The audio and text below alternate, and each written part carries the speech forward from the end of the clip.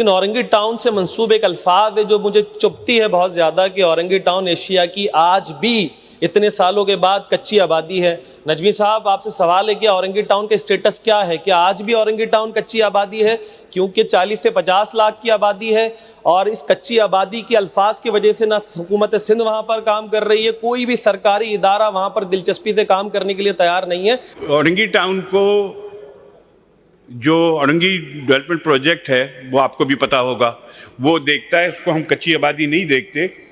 और बस अब एक रवायत बन गई है कि एक आबादी लीज हो गई, सब कुछ हो गया, लेकिन वो कच्ची आबादी, जैसे किसी जगह का आप नाम रख दें कुछ भी तो फिर वो नाम बदलते हैं, लेकिन लोग उसी नाम को याद रखते हैं। यही मसला है।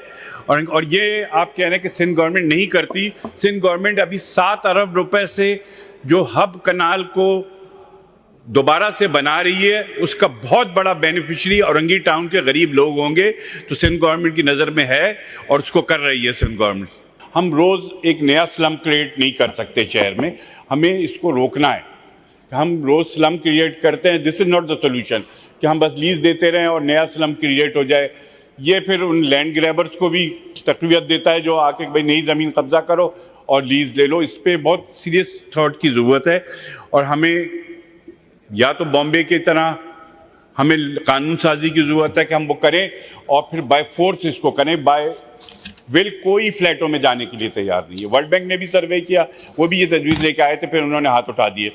तो अब हम इस पे काम कर रहे हैं अपने डिपार्टमेंट में इस लॉ पर कि वो हम एक लॉ बनाएं और उसके ऊपर फिर हमें वो बाय फोर्स करना पड़ेगा शहर में। थैंक यू कि भाई अब बहुत हो गया, अब स्टॉप इट। कच्ची आबादी के पास अपनी ज़मीन नहीं होती है, हम दूसरे डिपार्टमेंट से एनओसी लेते हैं जिसकी भी हम लीज कर रहे हैं, रेलवे हो, केडीए हो, बीओआर हो, उनकी जब तक हमें एनओसी नहीं मिलती है हम उसको लीज करने के मजाज नहीं है। जहां आपने उमर कॉलोनी 1 और 2 की बात की, इसी तरह और भी बहुत सी आबादियां हैं, हमने किसी ऐसी आबादी को लीज नहीं दी है।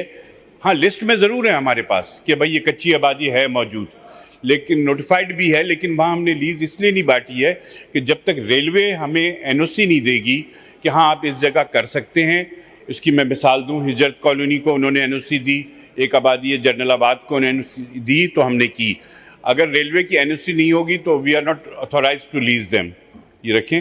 और जाहिर बात है जब सर्कुलर रेलवे बनेगी तो उसका जो प्लान होगा उसमें उनको रीसेटलमेंट के लिए, आपको शायद पता हो कि भैंस कॉलोनी के पास रेलवे ने ज़मीन रखी हुई है, उसके लिए आइडेंटिफाइड ज़मीन है कि सर्कुलर रेलवे में जो लोग डिस्प्लेस होंगे उनको वहाँ बसाया जाएगा। इससे सिंध गवर्नमेंट ने ऑलरेडी ज़मीन दी हुई है। अब ये वाटर बोर्ड का जो इशू आपने बताया कि वो कहते हैं कच्ची आबादी में, आई एम सरप्राइज टू सी, क्योंकि वाटर बोर्ड इस वक्त मेरे ख्याल में कराची की कहीं दे पाता है कहीं नहीं, लेकिन जनरली वाटर बोर्ड सर्विंग और मुख्तलिफ कच्ची आबादियों में पानी भी दे रहा है, सीवरेज का काम भी कर रहा है। यूसी चेयरमैन वहाँ करा रहे हैं काम, चाहे वो किसी भी पार्टी के हों, वो सब के सब वहाँ पे काम करा रहे हैं। तो ऐसा नहीं है कि वहाँ पे काम नहीं हो रहा।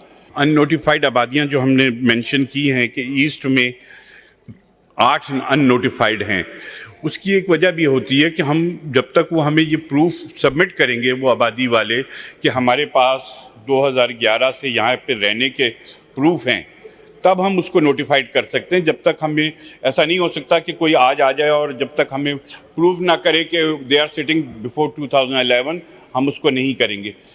फिर उसके बाद हम लैंड ओनिंग एजेंसी के पास भी जाते हैं, जब तक उनसे भी हम इसकी अप्रूवल लेते हैं, लेकिन नोटिफाइड करने के लिए उनकी ज़रूरत नहीं है, लीज़ देने के लिए उनकी ज़रूरत है। तो जहाँ के लोग हमसे अप्रोच करते हैं कि जी हमारी आबादी को, तो हम उनको देखिए अननोटिफाइड भी है तो इसके माने हमारे रिकॉर्ड में है, वो ऐसा नहीं है कि हमारे रिकॉर्ड में नहीं है। तो जब भी वहाँ के लोग, हम उसको भी कर सकते हैं, लेकिन सब्जेक्ट टू कि हम उसको ज़रूर देखते हैं कि ये मेन इंफ्रास्ट्रक्चर को डिस्टर्ब तो नहीं कर रहा शहर के। और कच्ची आबादियाँ आमतौर पर बनती ही एम्यूनिटी प्लॉट्स पे, मेरे या आपके ज़ाती प्लॉट पे कोई नहीं कर सकता, लेकिन ड्यू कोर्स ऑफ टाइम ये एक हकीकत है कि बन गई हैं। बहुत बड़े पैमाने पे कराची में माइग्रेशन हुआ है लोगों का, उसने एक जाल पैदा कर दिया है। हमारी कोशिश तो ये है कि इनको फ्लैट्स में लेके आएँ, लेकिन ये ग्राउंड रियलिटी है कि ये कच्ची आबादियां हैं और हम कोशिश करते हैं कि अगर कहीं पे गलत काम ना हो।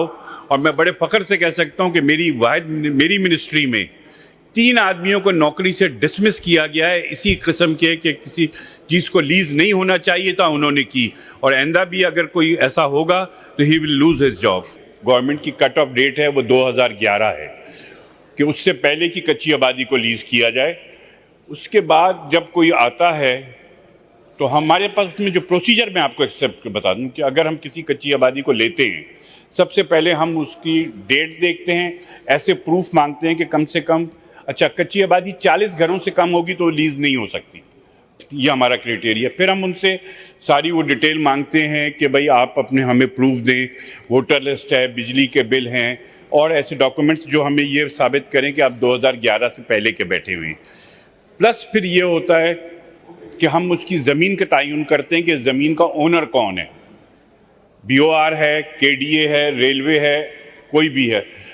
फिर हम उस डिपार्टमेंट को लिखते हैं कि आप हमें NOC दें, हमें इस आबादी को लीज करनी है। अगर वो हमें NOC देने से मना कर दें किसी वजह से कि हम आपको NOC नहीं दे सकते, कोई उनके अपना वो, तो हम उसको फिर लीज नहीं कर सकते क्योंकि हम ज़मीन के ओनर्स नहीं हैं। और दूसरा ये कि हम किसी प्राइवेट ज़मीन पे भी लीज नहीं कर सकते क्योंकि उसका कोई ओनर मौजूद है। अब हमने अपने बोर्ड से पास किया है डिमोलिशन स्क्वाड, जो गली नक्शे में 10 फुट की है उसको 10 फुट होना चाहिए, अगर वो 6 फुट है तो उसको हम काटें और उसको वापस, क्योंकि हम लीज 10 फुट के हिसाब से देते हैं। लेकिन होता क्या है कि लोगों ने अपना घर आगे बढ़ा लिए, उसकी वजह से वो जो आप इंफ्रास्ट्रक्चर दे सकते हैं वो नहीं दे पाते। अब हमने इस पर की है वर्किंग, डिमोलिशन स्क्वाड बना रहे हैं ताकि हम जो LOP बनता है कच्ची आबादी का उसके मुताबिक उनको लेकर आएँ, अगर उसके बगैर फिर आप इनको डेवलप नहीं कर सकते। हम किसी कच्ची आबादी को लीज करने जा रहे होते हैं तो उसका बाकायदा LOP बनता है, उसका एक नक्शा बनता है कि यह गली कितनी की है, उसका इलाका मेजर होता है कि कितने एकड़ पे ये है, उस सारी की मेजरमेंट होती है, LOP बनता है उसको। फिर अब तो हमने उसमें ड्रोन, पहले नहीं होता था, अब तो ड्रोन से भी उसको हम वो फोकस कर रहे हैं कि ड्रोन से भी उसकी तस्वीरें ले रहे हैं ताकि अच्छी तरीके से हो। और वो सारा होने के बाद वो आबादी फाइनल होती है।